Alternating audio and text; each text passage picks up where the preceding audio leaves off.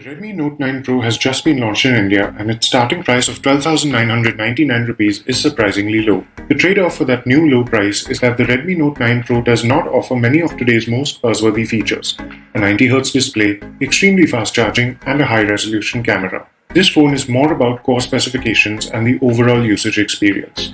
Can the Redmi Note 9 Pro live up to its illustrious predecessor's standards? Let's find out.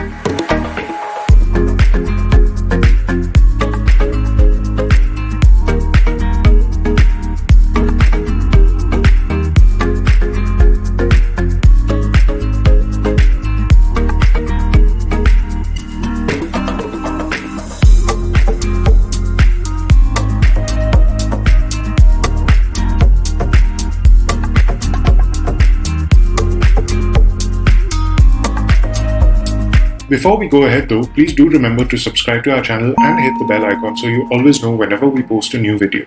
The Redmi Note 9 Pro has a 6.67-inch Full HD Plus 1080 by 2400 pixel screen, which has a tall aspect ratio.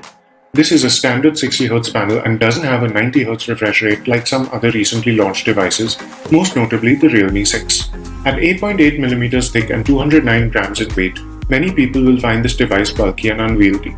The large screen does work nicely for videos and games, but the size and placement of the camera bump on the rear make holding the Redmi Note 9 Pro in landscape while playing games just a little uncomfortable. The screen is reasonably bright and crisp.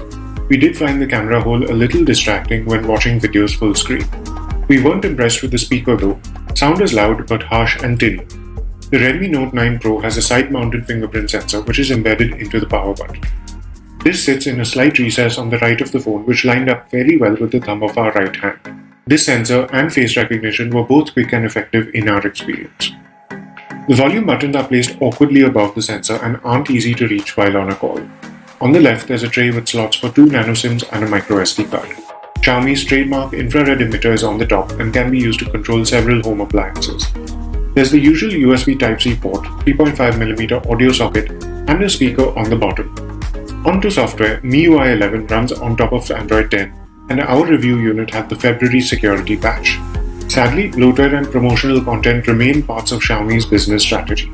The company does say that users can remove some of these apps or disable some of these features, but we did see lots of spammy notifications. There's no app drawer, but you do get some level of UI customization. MIUI takes some getting used to, but if a constant stream of ads and promotional content doesn't bother you, then you won't face any major hurdles while using it. Let's now talk about performance. The Redmi Note 9 Pro is more than powerful enough to handle anything from basic calls and messaging all the way up to heavy 3D gaming with no trouble whatsoever. Multitasking was also smooth and trouble-free thanks to the Snapdragon 720G chip that this device has. PUBG Mobile defaulted to the high-quality preset. We played a few rounds for about 20 minutes and found that the Redmi Note 9 Pro did get a little warm, contrary to Xiaomi's claims. The phone never got too uncomfortable, but we didn't want to play for too much longer. Graphics were consistently smooth throughout, and gameplay was enjoyable. Asphalt 9 Legends didn't give us any trouble either. We were eager to test this phone's battery. With ordinary use, we were very pleased to see the Redmi Note 9 Pro easily lasting through a full day and nearly half of the second day before needing a recharge. Our HD video loop test ran for 16 hours 2 minutes, which is not great, considering that some competitors in this space can boast of scores that cross 20 hours. Now let's take a look at the camera specs.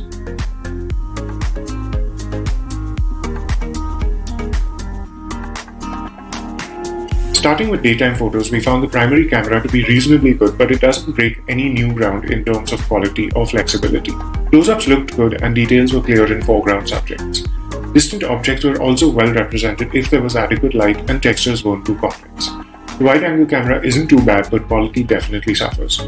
Despite promising distortion correction, there's still some fairly obvious warping at the sides of frames. The 5-megapixel macro camera does deliver much higher quality shots than we've seen from most other macro cameras, and the app makes it obvious when you're holding the phone at the correct distance to lock focus. Many of our attempts still came out looking dull, often with washed-out colors and poorly balanced exposures. At night, we found the Redmi Note 9 Pro's primary camera to be good if there was lots of artificial light around, otherwise details were lost. Low-light landscapes were unimpressive. The wide-angle camera delivered murky results, but we didn't expect too much from it. Night mode was surprisingly ineffective.